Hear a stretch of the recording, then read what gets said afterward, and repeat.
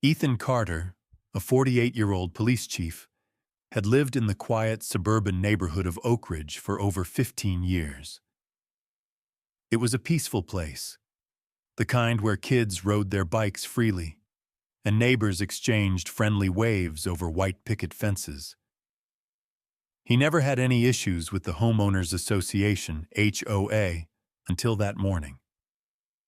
Stepping out of his house with a fresh cup of coffee in hand, Ethan was ready to head to the station when he noticed a bright green slip flapping under his windshield wiper. His brow furrowed as he plucked it off. A violation notice? For improper lawn maintenance? A $79 fine? His yard had looked the same for years, neat, green, and well-trimmed. His late wife had loved tending to their small garden, and he kept it the way she had left it as a tribute to her memory. As frustration settled in, the sharp clack of high heels against the pavement pulled him from his thoughts. "Good morning," came the overly cheerful yet saccharine-sweet voice of Olivia Thompson, the newest HOA board member. She had been on a power trip since getting elected, and Ethan had a sinking feeling that this fine was only the beginning of something much bigger. Ethan exhaled slowly, trying to suppress the irritation bubbling up inside him. He turned to face Olivia Thompson, the self-appointed enforcer of every minuscule HOA rule. She stood with her tablet in hand, a smug smile plastered on her face. Olivia had moved into Oak Ridge just 6 months ago, and within weeks, she had aggressively campaigned her way onto the HOA board. Now, barely a month into her role, she was making life difficult for everyone, especially those who dared to question her authority. Ethan held up the violation notice. "Mind explaining this?" His voice was calm but firm. Olivia barely glanced up from her screen. Section 7. Paragraph 3 of the HOA guidelines states that grass height must not exceed 3 inches. Yours is approximately 3.5. She tapped at her tablet, probably documenting yet another infraction. Ethan pinched the bridge of his nose, willing himself to stay patient. "I've had this lawn the same way for 15 years. It's always been well kept. Why the sudden issue?" She gave him a sickeningly sweet smile. "New board, new rules.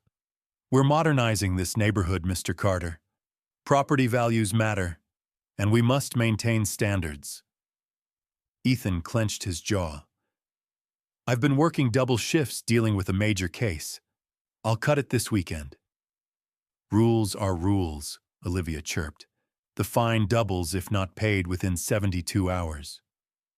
She turned her gaze to his front porch and wrinkled her nose. "Oh, and you might want to do something about those garden gnomes. They're not on the approved decoration list." Ethan stiffened.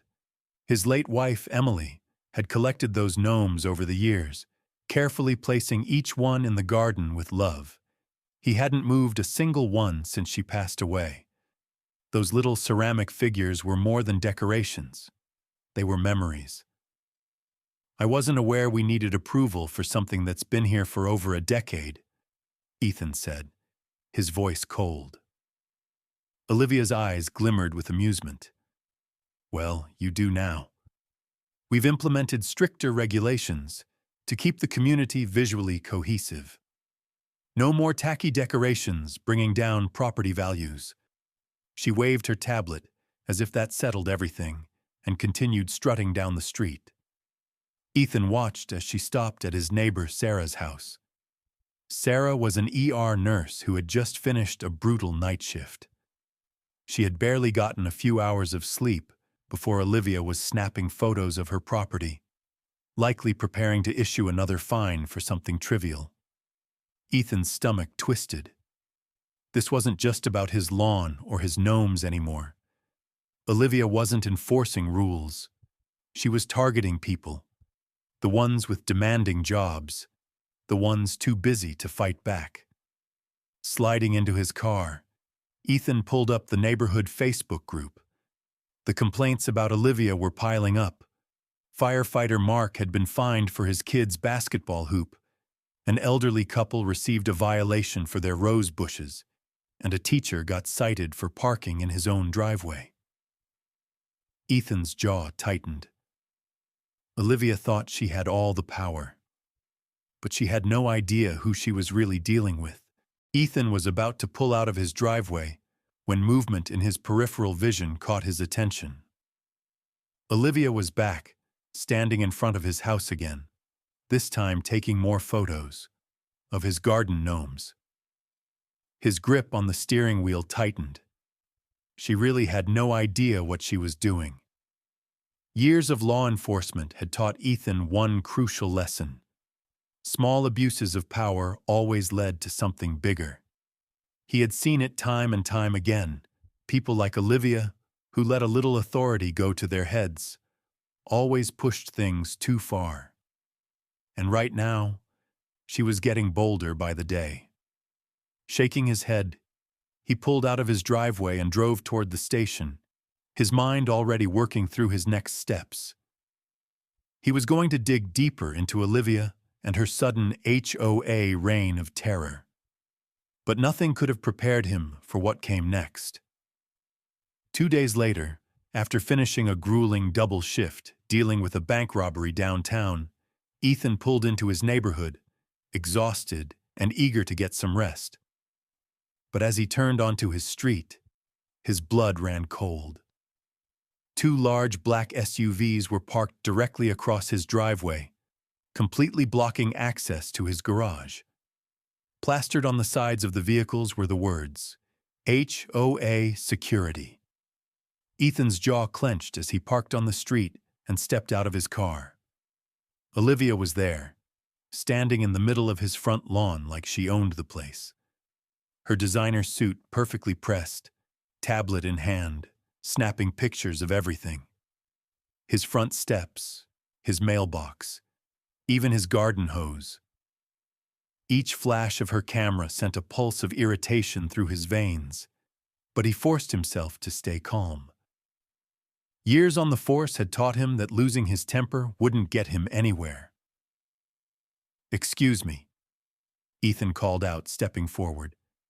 "You're blocking my driveway, and I need to park my car." Olivia turned, a slow, smug smile creeping onto her face. Well, if it isn't Mr. Carter, our neighborhood's most persistent rule breaker."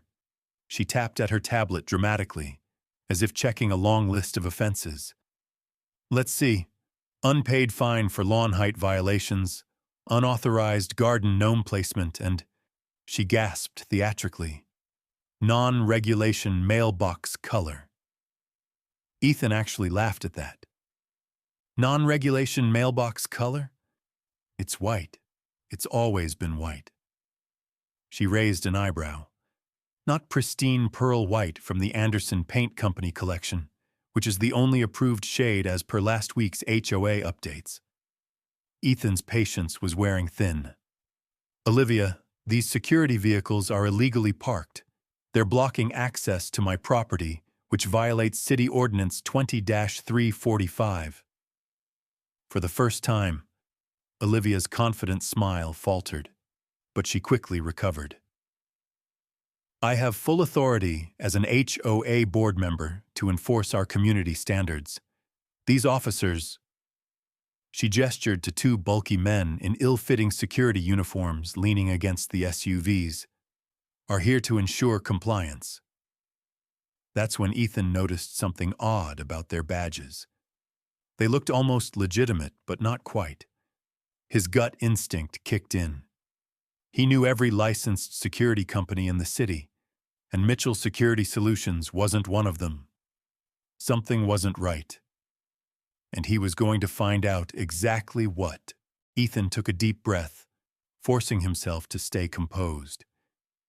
His years as a police officer had taught him that when something didn't feel right, it wasn't right. And everything about this situation felt off. He shifted his gaze back to the 2 supposed security officers leaning against the SUVs. Their uniforms were too clean, their badges slightly crooked, and their posture too relaxed for actual trained personnel. Then he noticed their shoulder patches, poorly stitched, as if they had been printed in a hurry. His instincts screamed at him. These weren't real security officers. "I'd like to see some identification," Ethan said, stepping toward the two men. His authoritative tone, the one that had commanded respect for over 2 decades, made both men stiffen. Olivia scoffed.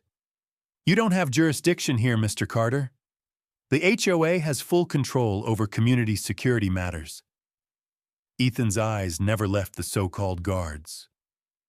"Your security company isn't registered with the city," he said flatly. "I ran a check before coming home."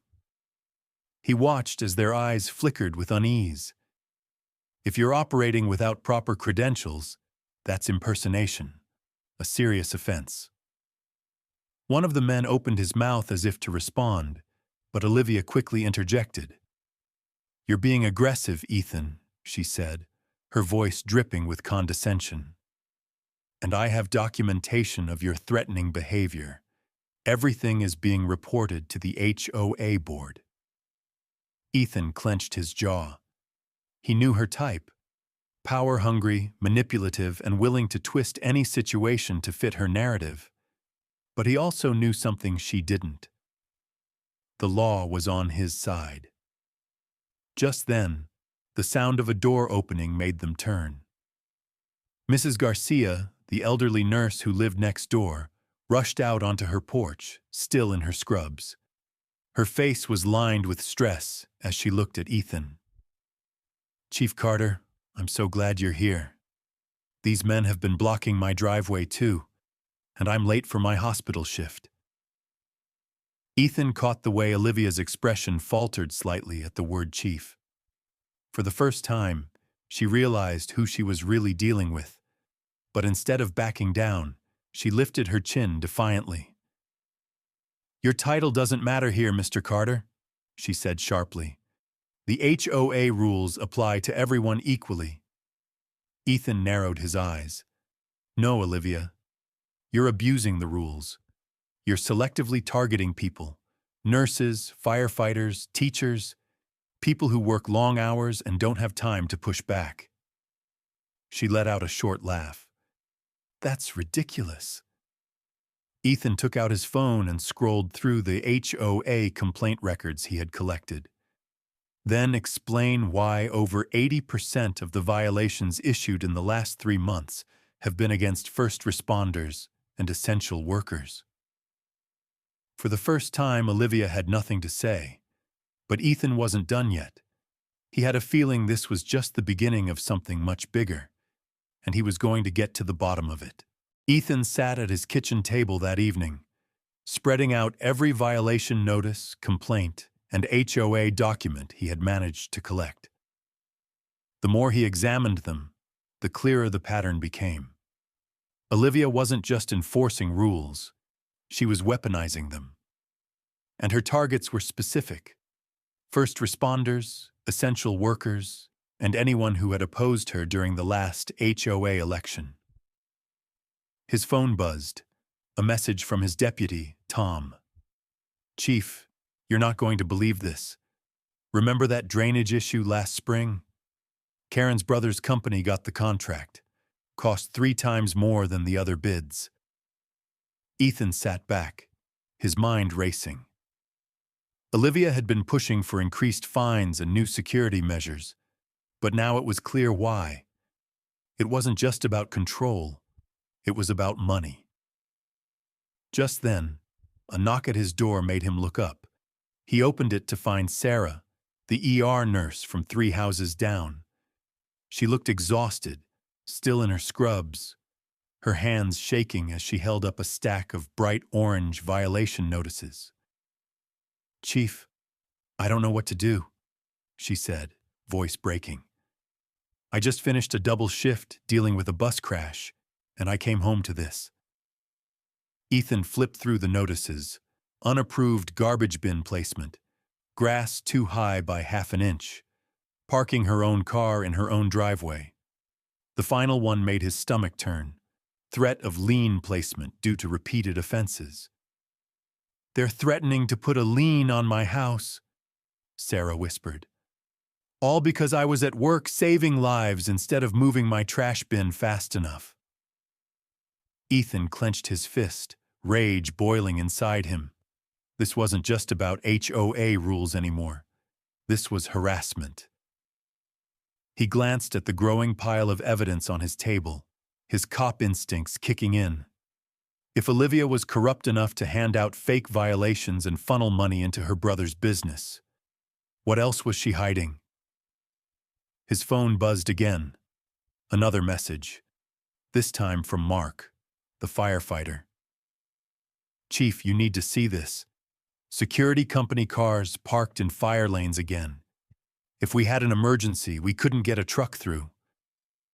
Ethan's blood ran cold. This wasn't just unethical. It was dangerous.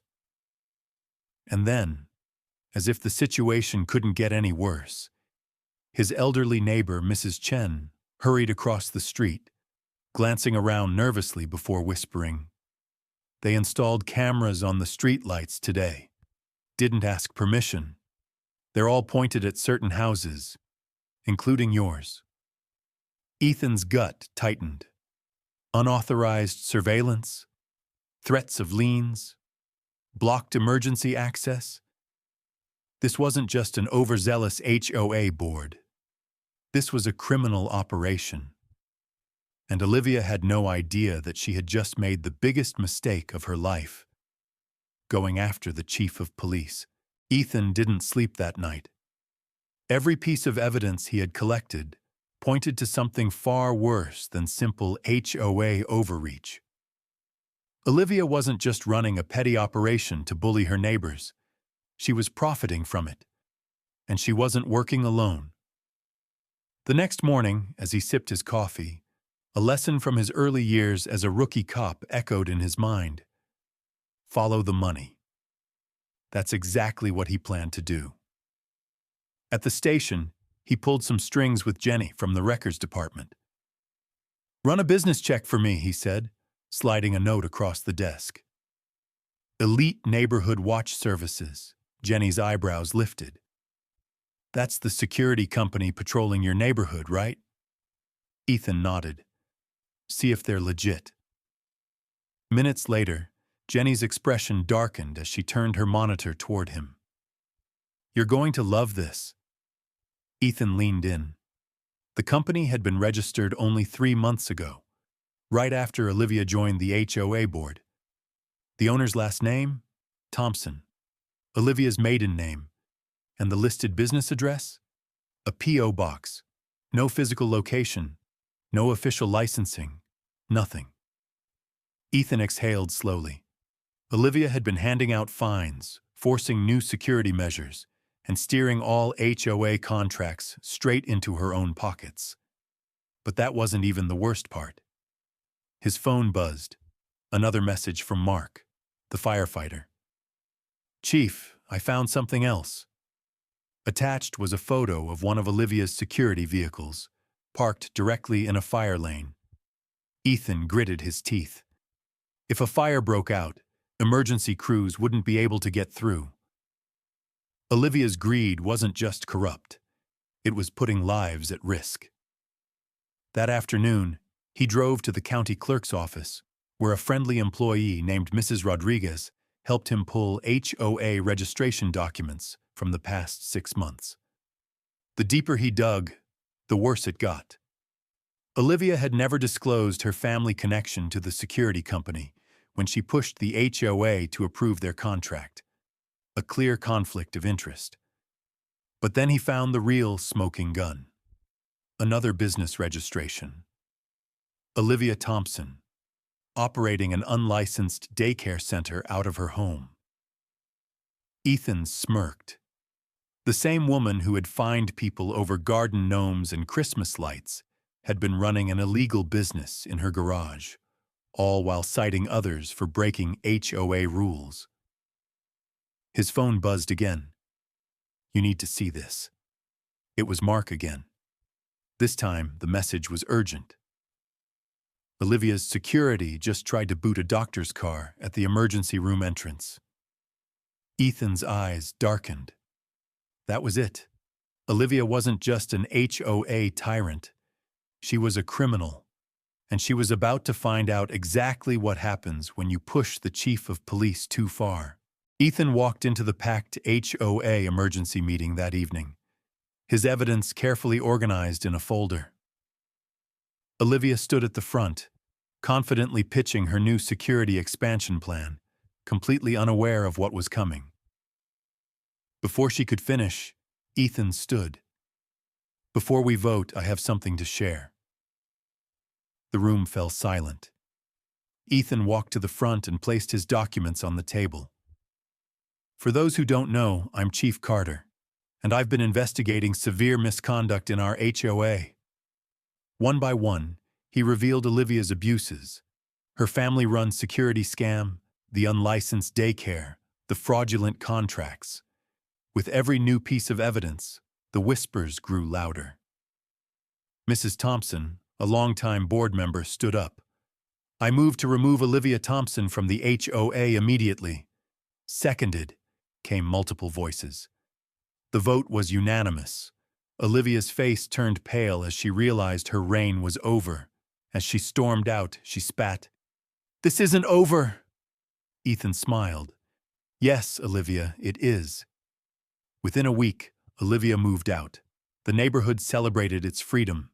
And as Ethan watered his perfectly trimmed lawn, he smiled. Justice had been served. Right in his own backyard. Power should never be used as a tool for intimidation. Olivia's story is a reminder of what happens when people abuse authority for personal gain. In many communities today, HOA boards and local governments can sometimes become corrupt, enforcing rules selectively or for financial benefits. But as Ethan proved, standing up against injustice, even at the smallest level, makes a difference. This also highlights a broader issue: who watches the watchers? It's easy for those in power to overstep when no one holds them accountable. Whether it's an unfair HOA, workplace discrimination, or government corruption, it's crucial for people to speak up and demand fairness. Ethan didn't just fight for himself, he fought for his neighbors, proving that true leadership is about protecting others, not controlling them. Justice isn't just about badges or titles. Sometimes it starts right at home.